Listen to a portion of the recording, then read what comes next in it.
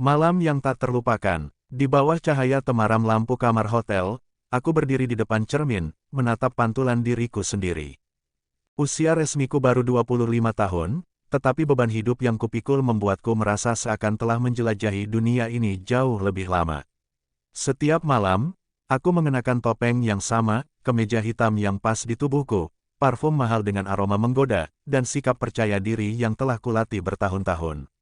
Namun, di balik semua itu, ada kelelahan yang perlahan-lahan menggerogoti jiwaku, mengikis setiap inci keberadaanku. Malam ini, klienku adalah seorang wanita yang baru pertama kali kutemui. Namanya Nadira, seorang istri yang merasa asing di dalam rumah tangganya sendiri.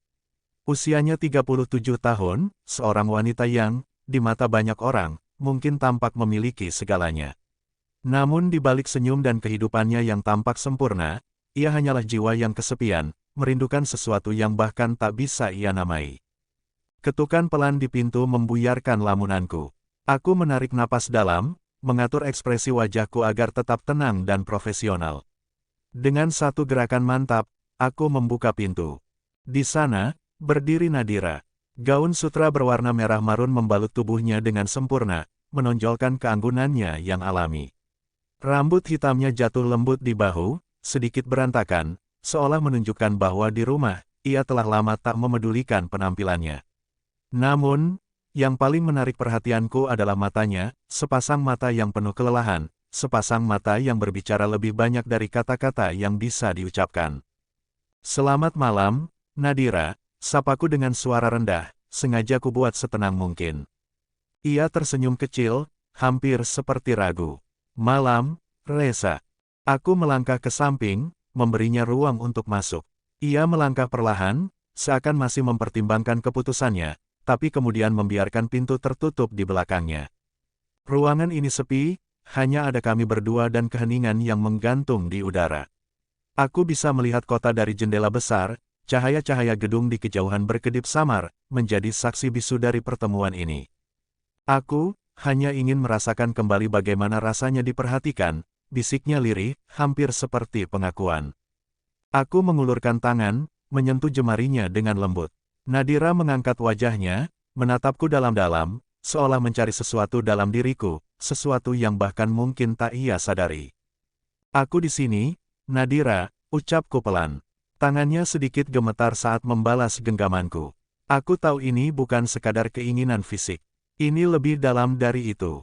Ia haus akan kehangatan, akan rasa dimengerti, akan pelukan yang bukan sekadar sentuhan.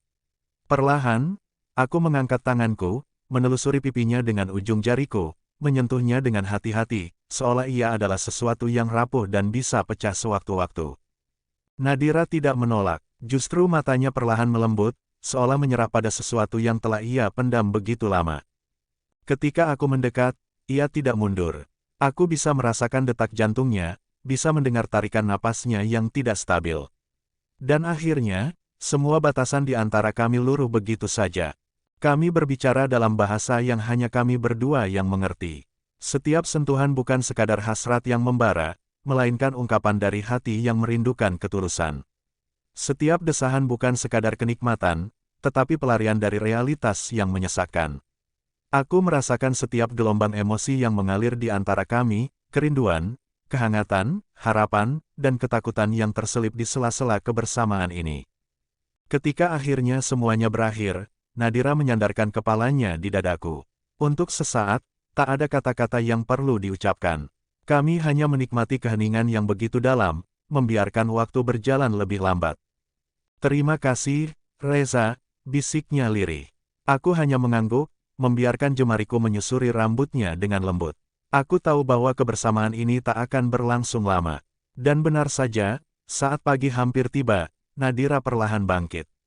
Ia merapikan gaunnya dengan gerakan yang lebih ringan, seolah sebagian beban yang ia bawa telah menghilang. Dari tasnya, ia mengeluarkan sebuah amplop tebal dan menyerahkannya padaku.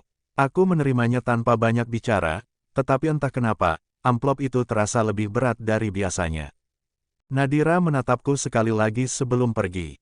Senyum yang ia berikan penuh arti, tetapi aku bisa melihat kepalsuan di baliknya. Saat pintu tertutup, Aku duduk di tepi tempat tidur, menatap amplop di tanganku. Aku merasakan sesuatu dalam diriku mulai berubah, sesuatu yang selama ini tak pernah berani kuakui.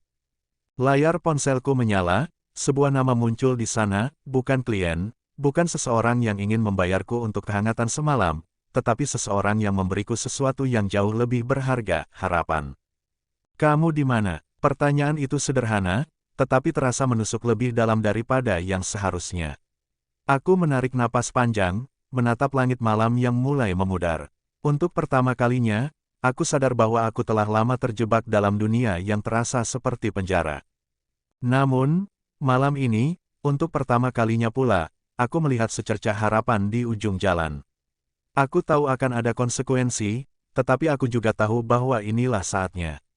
Dengan langkah mantap, aku melangkah keluar dari dunia yang selama ini telah membelengguku, bukan sebagai akhir, tetapi sebagai awal dari sesuatu yang baru.